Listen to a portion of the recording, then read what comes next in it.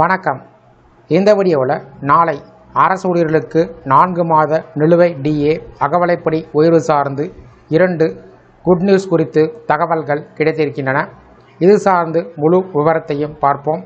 இந்த வீடியோவை தொடர்ந்து பார்க்குறதுக்கு முன்னாடி நம்ம சேனலை இதுவரைக்கும் சப்ஸ்கிரைப் பண்ணாதவங்க இந்த வீடியோக்கு கீழே இருக்க ரெட் கலர் சப்ஸ்கிரைப் பட்டன் அழுத்தி சப்ஸ்கிரைப் பண்ணிக்கோங்க. அப்படியே பக்கத்தில் இருக்கக்கூடிய நோட்டிஃபிகேஷன் பெல் சிம்பலையும் ப்ரெஸ் பண்ணுங்கள். அப்போ தான் நம்ம சேனலில் இதுபோல் வீடியோக்கள் அப்டேட் பண்ணும்போது அதற்கான நோட்டிஃபிகேஷன் உங்களுக்கு உடனுக்குடன் கிடைக்கும். மத்திய அரசு ஊழியர்கள் மற்றும் ஓய்வூதியர்கள் நீண்ட காலமாக எதிர்பார்த்து காத்திருக்கும் அகவலைப்படி அதிகரிப்பு சார்ந்து முக்கிய தகவல் வெளிவந்துள்ளது. தற்போது அனைவருடைய கவனமும் மத்திய அமைச்சரவை அடுத்த கூட்டத்தின் மீது திரும்பியுள்ளது. மார்ச் 25ஆம் தேதி, அதாவது நாளை மத்திய அமைச்சரவை கூட்டம் நடைபெற வாய்ப்பு இருப்பதாக தகவல்கள் வெளிவந்த வண்ணம் உள்ளன. இந்த கூட்டத்திற்கு பின்பு டிஏ உயர்வு சார்ந்து அதிகாரப்பூர்வ அறிவிப்பு வெளிவரலாம் என்று கூறப்படுகிறது. இதற்கு முன்பு ஹோலி பண்டிகையை ஒட்டி அகவலைப்படி அதிகரிப்பு சார்ந்து அறிவிப்புகள் வெளிவரும் என்று கூறப்பட்டது.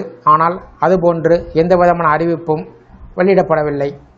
இந்த நிலையில் தற்போது மார்ச் மாத இறுதியிலேயோ அல்லது ஏப்ரல் மாத தொடக்கத்திலேயோ அகவலைப்படி அதிகரிப்பு சார்ந்து அறிவிப்பு வெளியாகும் என்று கூறப்பட்டு வருகிறது. இந்த நிலையில் எவ்வளவு அகவலைப்படி உயர்வு கிடைக்கும் என்பது சார்ந்து தகவல்களும் வெளிவந்துள்ளன. அகவலைப்படி கணக்கீடு என்பது ஏஐசிபிஐ IW தரவின் அடிப்படையில் செய்யப்படுகிறது. அதாவது 2025 ஜனவரி மாதம் முதல் 2025 டிசம்பர் மாதம் வரை உள்ள 12 மாத சராசரி மதிப்பின் அடிப்படையில் டிஏ நிர்ணயம் செய்யப்படுகிறது. தற்போது இந்த மதிப்பு 145.5 உள்ளது குறிப்பிடத்தக்கது. இதனுடைய கணக்கீட்டின் அடிப்படையில் அகவலைப்படி என்பது 60.33% வந்துள்ளது. இது 60% ரவுண்ட் ஆஃப் செய்யப்படும். அதனால் தற்போது உள்ள 58% அகவலைப்படி 2% முதல் 3% வரை உயர்ந்து 60% அல்லது 61% வரை செல்ல வாய்ப்புகள் உள்ளன. டிஏ கணக்கிடுவதற்கான ஃபார்முலா டிஏ சதவீதம் =AICP IW 12 மாத சராசரி மைனஸ் 261.42 வகுத்தல் 261.42 பெருக்கல் 100.